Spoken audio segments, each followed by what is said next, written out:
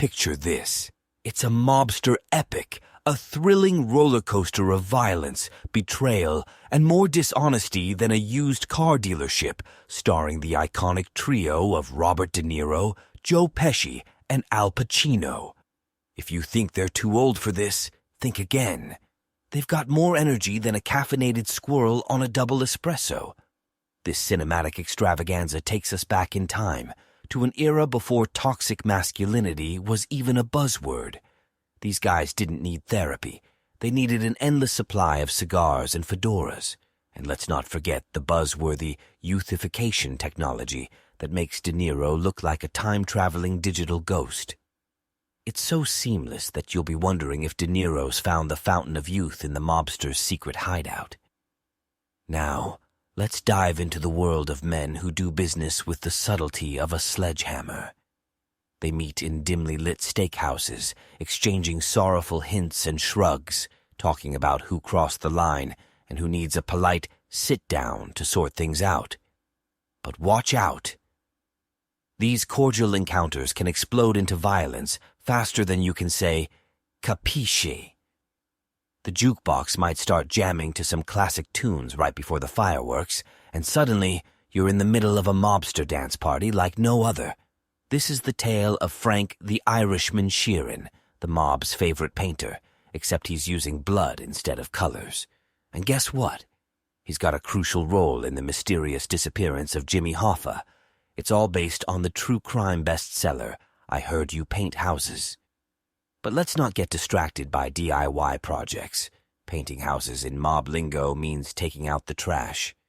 And trust me, there's plenty of that in this film. Scorsese has brought together a dream team of actors.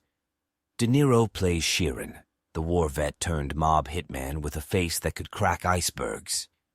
Then we have Joe Pesci, who's come out of retirement to play Russell Bufalino, the mob's answer to Yoda, wise, quiet, and leathery as a tortoise.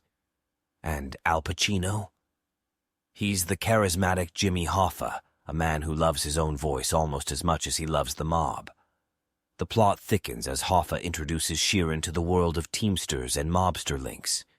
They become fast friends, sharing hotel rooms and even pajama parties, proving that even gangsters need a buddy system.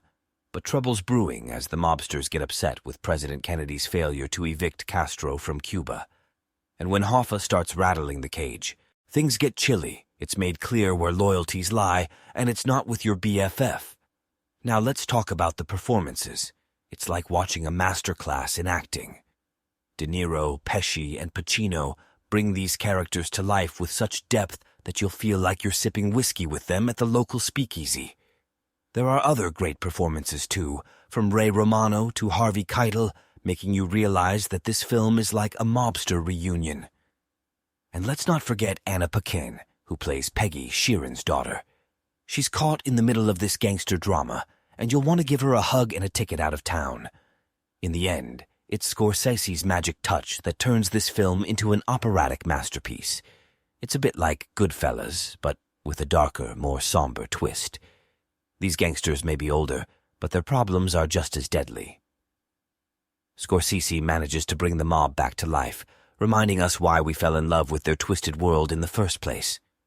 So grab your popcorn, turn on The Irishman, and prepare for a cinematic experience that's as legendary as a mobster with a vendetta.